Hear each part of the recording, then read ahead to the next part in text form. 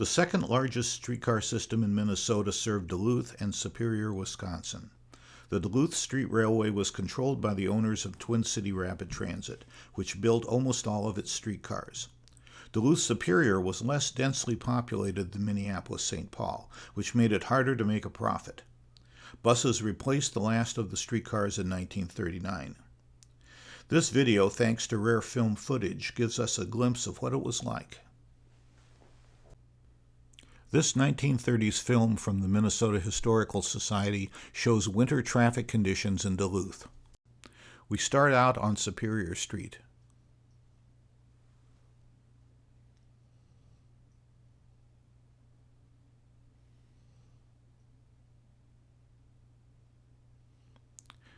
Duluth had electric trolley buses in addition to streetcars.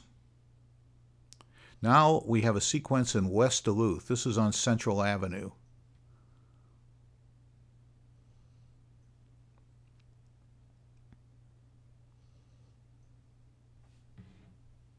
This extended sequence on Grand Avenue in West Duluth shows students from Duluth-Denfield High School getting out and boarding the streetcars to return to the city.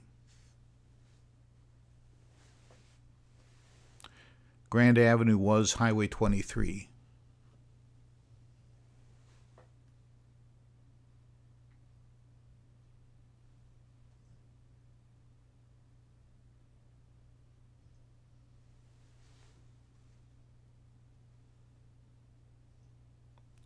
Here we have a westbound streetcar, and it's headed for Morgan Park and New Duluth.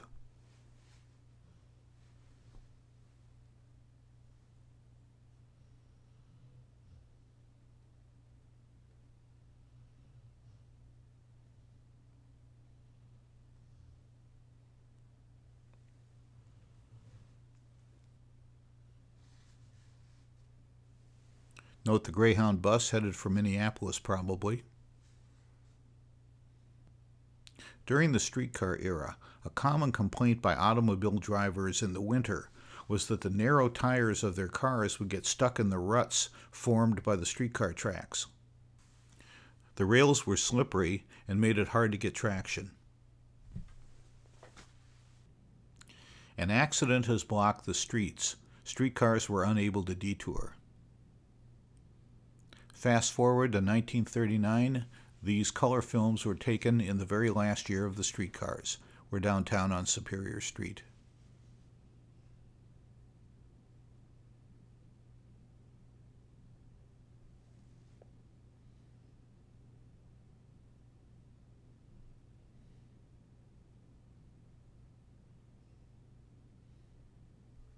The yellow sign in the middle of the street designated a safety zone. The idea was to protect boarding passengers from being hit by automobiles.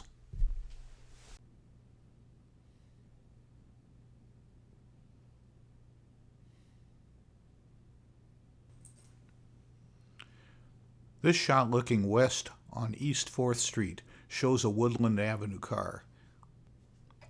It's headed for what used to be the suburb of Woodland, now a neighborhood in Duluth. In the course of its trip, the streetcar will climb 700 feet from Superior Street to the end of the line in Woodland. Back on Superior Street, a streetcar is meeting a trolley bus at 7th Avenue West.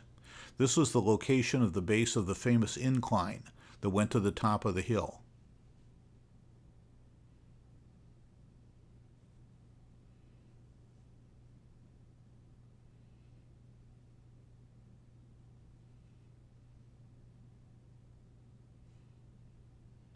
And looking west from there, the streetcars are curving around the Point of Rocks.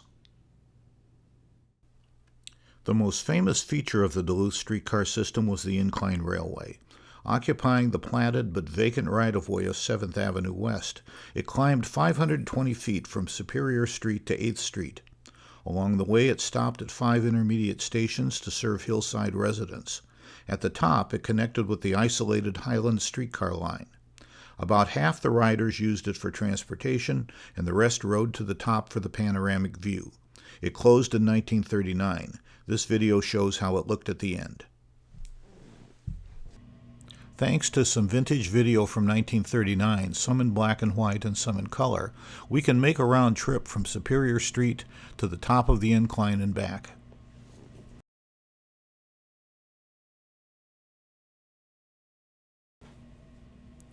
Once the passengers are seated, the conductor telephones the engineer at the top of the incline to start the trip.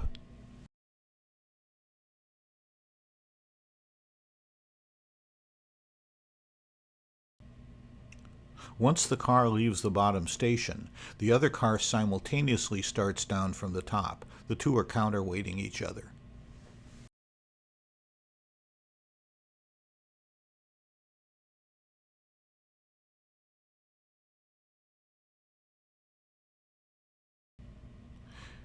In this shot, you can see the overhead wire that runs above the track. That powered the air compressor for the brakes in the car as well as the electric lights in the car.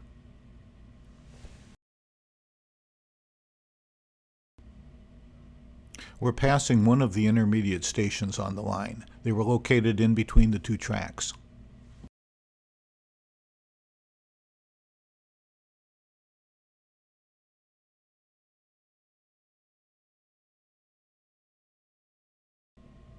To stop at an intermediate station, the conductor telephones the engineer who stops the cable. The conductor uses the air brake to position the car exactly at the station platform.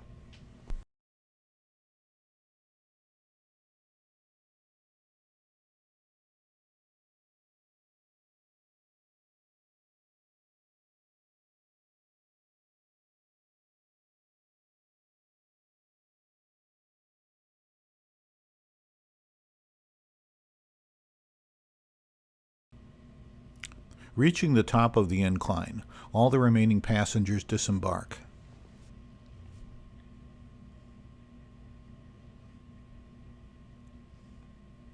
They walk past the building housing the engineer.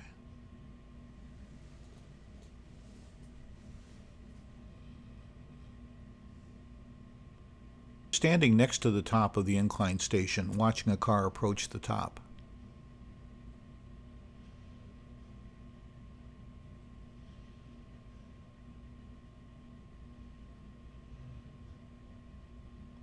Passengers get off, and those who want to continue to the Highland neighborhood walk to the connecting streetcar. The sweeping view from the top of the incline was a tourist attraction on its own.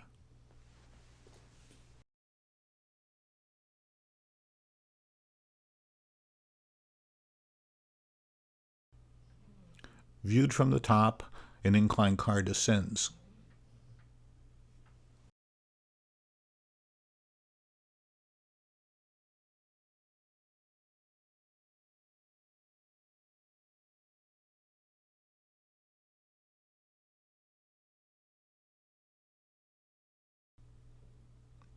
Now we board for the trip back to Superior Street.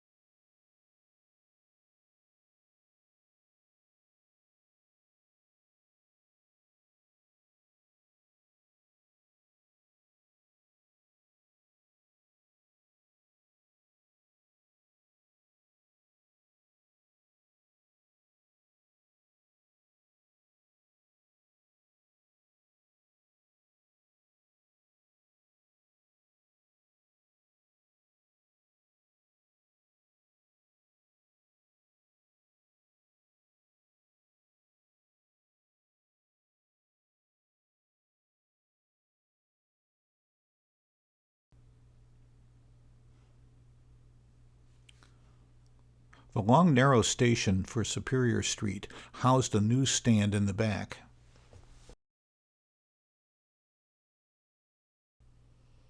The incline ran every 15 minutes. As we approach the base station, you can see the next passengers waiting to board.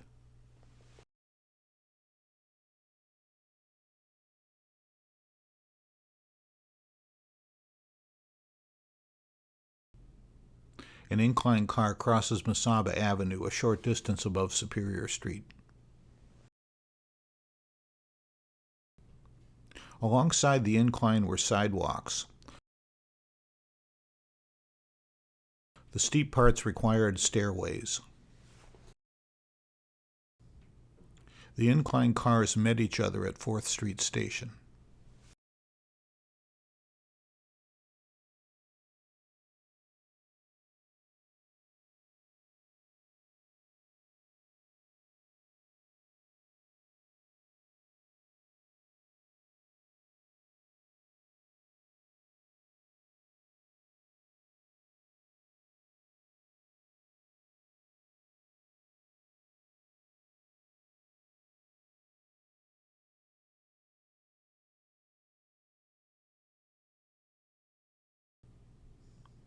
Because of its unique location and the difficulty of reaching all the places it served, it actually took 2 new bus routes to replace the Incline and the Highland streetcar.